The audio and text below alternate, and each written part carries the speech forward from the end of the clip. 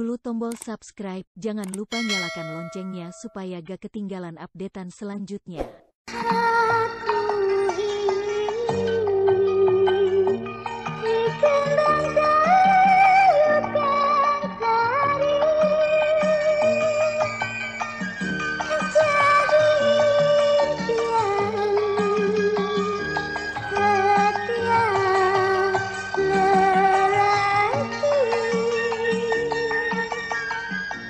Misteri Siluman Kembang Tayub. Suatu kisah penuh liku-liku tentang seorang penarik cantik jelita dalam menggapai cinta dan kebahagiaan. Suatu perjalanan hidup yang kaya dengan misteri dan tragedi, diseling dengan suasana yang mengharu biru. Beginilah hidup di kembang kangkung, lenggak-lenggak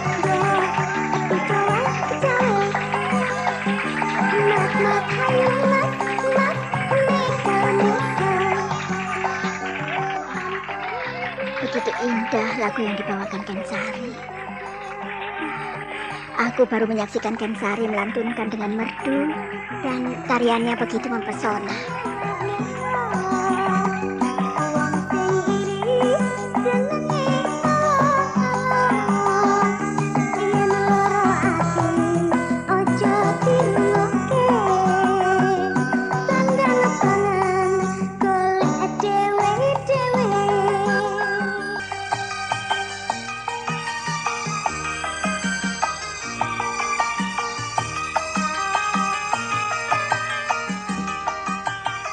Misteri Siluman Kembang Tayub.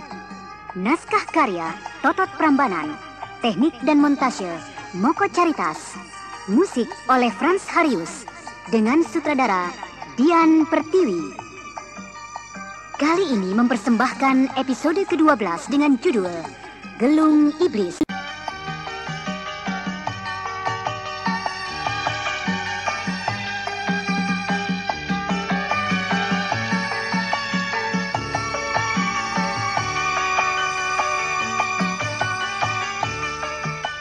Dalam seri ketiga ini didukung oleh Nanang sebagai Satrio, Asriati sebagai Nyai Susuk Ireng, Hari Laksono sebagai Mijan, dan pembawa cerita Neni Sumardi.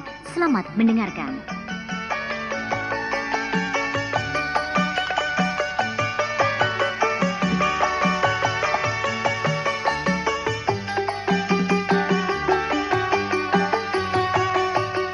Pada kisah yang lalu diceritakan, Satrio terus memantau semua gerak-gerik Kensari. Hingga di tengah malam mengikuti sinar kuning yang membias dari atas wowongan kamar Kensari sampai di kebun belakang. Tiba-tiba sinar terang yang membias lenyap.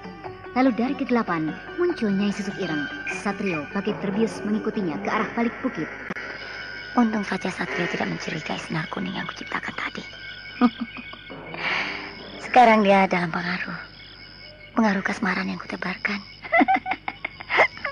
Kenapa kau tersenyum sendirian, Nyai Susuk Ireng? Tidak apa-apa, Satrio. Cuma saja aku sangat mengagumimu sebagai laki-laki yang sejati. Ya? Kau begitu gagah dan hebat. Tapi, kenapa perempuan semacam Kensari yang menjadi impian hidupmu? Apakah Kensari dapat membuatmu bahagia? Inilah yang sulit kujawab, Nyai. Namun yang jelas, aku begitu mengaguminya. Dia penari yang tidak ada duanya.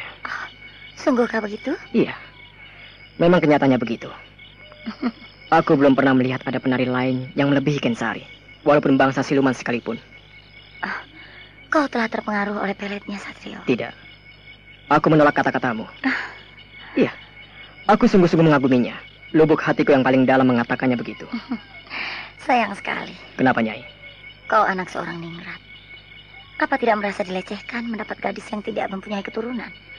Aku mengetahui seluk-beluk latar belakang mereka, Satrio. Karena aku pernah tinggal di desa Kabolan Kadarjo. Dia cuma anak pedagang bubur sumsum yang memulai hidupnya dari kiri, lantas menjadi kaya. Sisi kehidupan inilah yang menarik buatku. Kenapa orang yang hidupnya semula melarat bisa terkenal dan kaya? Aku akan mencontoh tata cara ini. Mencontoh hidup yang salah? Kehidupan yang berhasil kau katakan bersalah? Tidak, Nyai Susuk. Aku mengaguminya. Sungguh-sungguh aku mengaguminya. Kau tidak merasa menyesal? Andai kata di akhir kehidupanmu menjadi menderita, kalau hidup berdua dengan Kensari? Tidak. Mungkin kalau dia mati, kuburannya akan kubuat di dalam kamarku. Hah? Satrio, kau benar-benar telah tergila-gila dan jatuh hati kepadanya. Lantas, bagaimana dengan aku ini? Apakah aku akan kau campakkan? Tentu saja tidak. Bukankah kita pernah bersatu dalam memandu keindahan? Nyai Susukirang, kau bidadariku, pelepas dahagaku. Tunggu dulu. Ada pertanyaan lain yang harus kau jawab dengan jujur. Katakanlah, Nyai. Kau begitu mencintai setengah mati, namun kau juga mau kau ajak bersenang-senang. Ini aneh. Ataukah kau hanya berpura-pura saja? Sama sekali tidak. Sedangkan aku mau menemanimu ini adalah sebagai penghormatan besar terhadapmu, Nyai. Nyai, apakah kau tersinggung dengan kata-kataku? Tentu saja tidak. Tapi aku bagai barang murahan saja. Setelah kau merasa puas, kau campakkan begitu saja. Nyai, aku tidak pernah mencampakkan perempuan yang telah membuat hatiku senang. Begitukah? Iya, aku bersumpah. Kau sebenarnya lebih cantik dari Kensari. Kenapa tidak aku saja yang kau pilih menjadi istrimu? Nyai, aku tidak mau membohongi perasaan hatiku. Cinta itu sesuatu yang paling berharga. Hebat, sungguh-sungguh hebat. Kau lelaki yang dapat memisahkan antara cinta dan kesenangan. Sudahlah, Nyai. Malam ini semakin dingin. Semakin malam. Baik, Satrio. Tapi aku minta kau bersumpah di depanku. Bersumpah apa, Nyai? Bahwa kau mengawini Kensari cuma sekedar untuk mewujudkan cita-citamu saja. Setelah itu, kau tetap menemaniku di saat aku membutuhkanmu. Penawarannya menggairahkan. Tentu saja aku tidak menolak, Nyai. Malam itu Satrio terbius oleh kecantikan Nyai Susukirang. Ia tidak mempedulikan derajat dan harga diri. Tubuhnya dihempaskan oleh dosa-dosa yang tidak terkendali. Sementara itu, dua orang peronda yang menunggu di dekat jendela kamar Kensari mulai kedinginan. Tidak ada tanda-tanda lain, Kang. Kita hampir 2 jam lebih di sini. Dan Satrio belum juga kelihatan kembali dari kebun belakang, Kang. Iya. Sinar yang mencurigakan itu juga lenyap. Atau mungkin sedang bertarung dengan kekuatan gaib yang barusan kita lihat itu. Entahlah. Cuma saja kita tidak boleh meninggalkan tempat ini sampai Den Satrio datang. Tapi sebentar lagi pagi. Sudahlah, kita tunggu saja. Dinginnya. Untung aku memakai sarung dan ikat leher, Kang. Dingin. Mana tadi rokokmu? Ini. Masih banyak kok. Kita hangatkan saja dengan rokok lintingan ini. Kau baru beli ya? Iya, tadi sore, Kang. Graga memberikan lebih. Lawang dia itu orang baik sekali kok. Iya, semua isi rumah Mbok Supi orangnya baik-baik semua. Mijan, Geragap, Den Ayu, dan Mbok Supi orangnya mau berderma kepada siapa saja. Siapapun yang kesusahan pasti dibantunya. Cuma saja akhir-akhir ini Mbok Supi kelakuannya aneh. Aneh bagaimana maksudnya? Iya, sering mencurigai kepada orang lain dan gila hormat. Tidak malu-malu lagi berkata kepada setiap orang bahwa dia akan menjadi orang terhormat setelah pernikahan Kensari dan Den Satrio.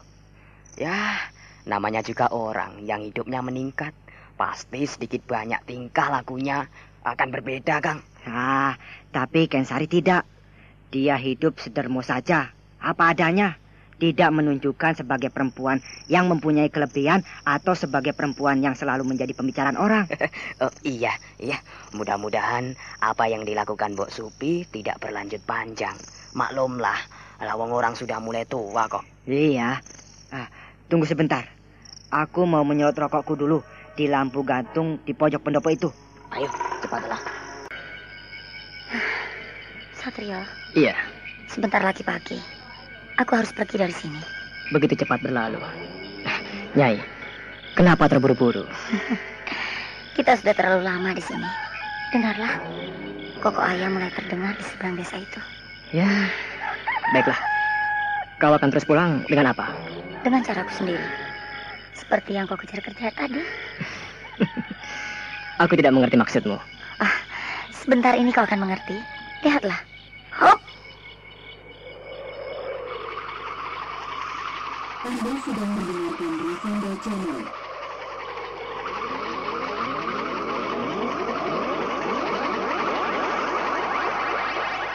Nyai Susukireng merapalkan kedua telapak tangannya di depan dadanya. Lalu tiba-tiba tubuhnya bersinar kuning lalu membentuk bola pijar, melayang-layang mengitari Satrio. Satrio, kau betul-betul hebat pakai kuda jantan. Nah, kalau kau melihat wujudku yang lain seperti ini, kalau dalam bahaya. Aku pergi, Satrio. Nyai Susukireng. Kau begitu cantik, sakti. Kau terbang begitu saja, kembali ke tempatmu. Tapi malam ini, hidupku bagai mimpi di sebuah sorga. Sorga dunia. Ya, sekarang aku kembali saja. Ya, kembali ke kamarku yang telah disediakan oleh Mbok Supi. Lah. Siapa itu ya yang tiduran di bawah jendela itu, Den Ayu? Wah, kelihatannya seperti perunda. Coba aku dekati.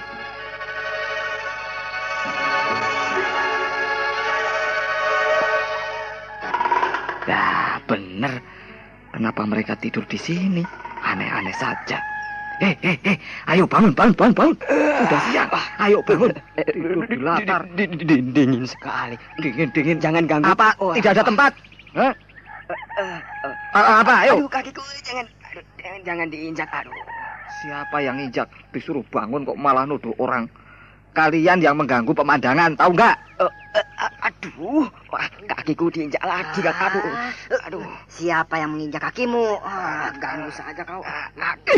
Diinjak lagi. Waduh. Makanya bangun kalau tidak mau diinjak. Sana. Wah, kurang asem. Ternyata wedus yang injak-injak kakiku, Kang Waduh. Untung cuma diinjak. Coba kalau dikencingi kamu, badanmu bau. Ayo bangun.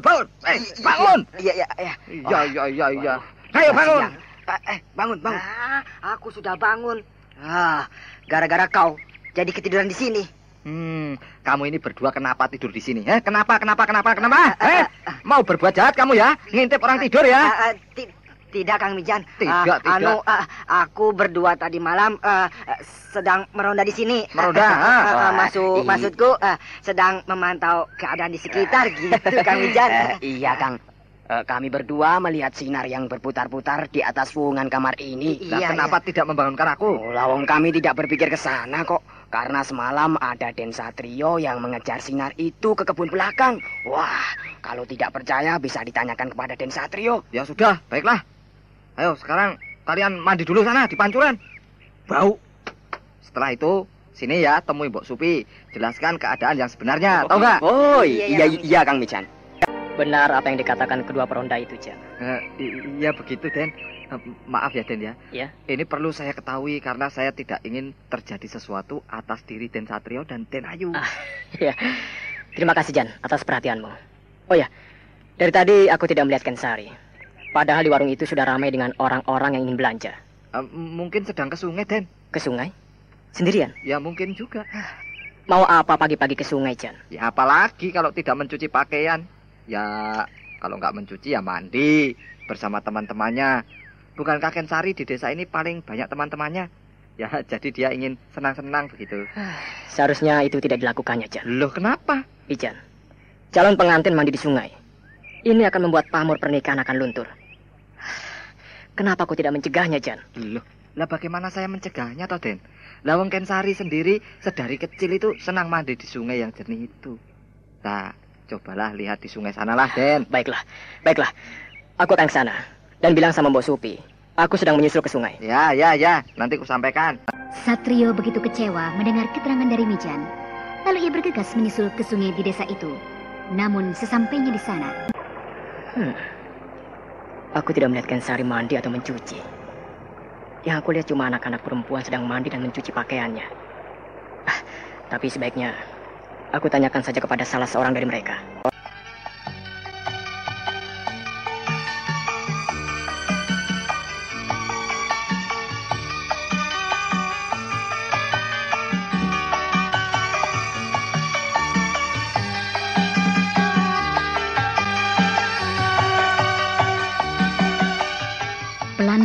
Satrio menuju pinggiran sungai. Kedatangannya membuat perhatian orang-orang di sana. Nah, saudara pendengar, bagaimanakah kelanjutan kisah ini? Untuk mengetahui jawabannya, ikutilah lanjutan kisah Misteri Siluman Kembang Tayub yang dipersembahkan oleh PT Dankos Laboratoris Indonesia dan Teater Sanggar Cerita di radio kesayangan Anda. Sampai jumpa.